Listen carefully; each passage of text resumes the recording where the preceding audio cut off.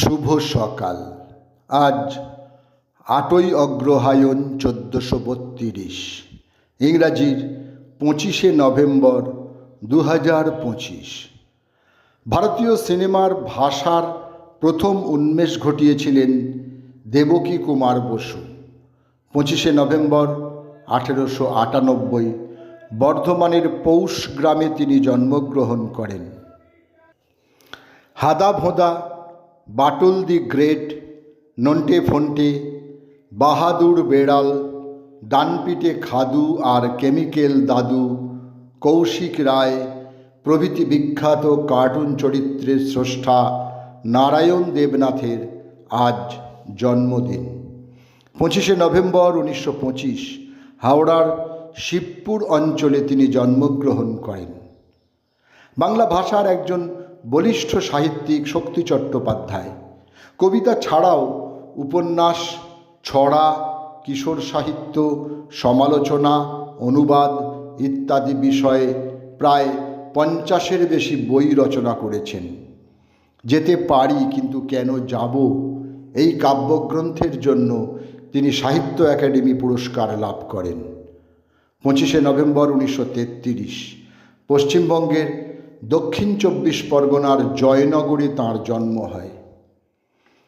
একজন বিশিষ্ট দরদি মনের মরমী যাত্রাপালাকার ভৈরব গঙ্গোপাধ্যায়ের আজ জন্মদিন।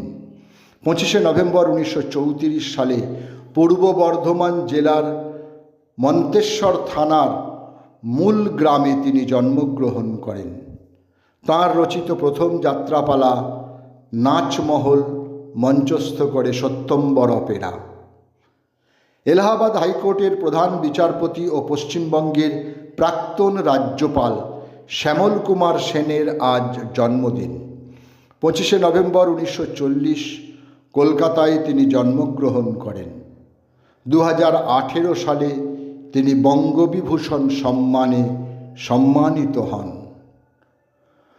25শে নভেম্বর 1956 কলকাতায় জন্মগ্রহণ করেন শিক্ষক, গবেষক ও অধ্যাপক সৌমিত্র বসু।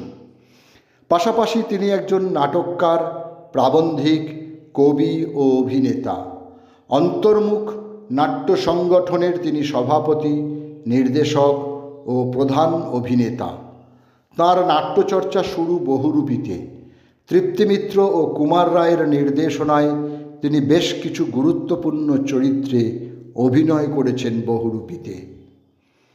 25শে নভেম্বর 1981 78 বছর বয়সে প্রয়াত হন সুরশিল্পী, সঙ্গীত পরিচালক ও সঙ্গীতিয়া রাইচাঁদ বড়াল।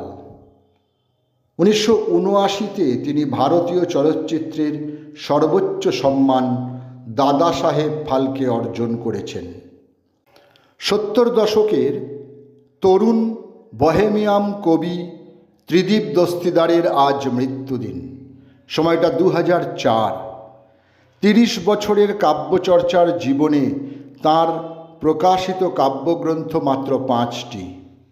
গৃহপালিত পদ্মরা, অঙ্গে আমার বহু বর্ণের দাগ, ভালোবাসতে বাসতে ফতুর করে দেবে, ভালোবাসার সাদা ছড়ি ও পোড়াবো তাজমহল প্রভৃতি। 25শে নভেম্বর 2016 90 বছর বয়সে কিউবার হাভানায় শেষ নিঃশ্বাস ত্যাগ করেন কিউবার রাজনৈতিক নেতা ও সমাজতান্ত্রিক বিপ্লবী ফিদেল আলেকজান্দ্রো কাস্ত্রো রুজ বা ফিদেল কাস্ত্রো। 1959 থেকে 1976 এই মহান বিপ্লবী ছিলেন কিউবার প্রধানমন্ত্রী এবং 1976 থেকে 2008 তিনি ছিলেন কিউবার প্রেসিডেন্ট।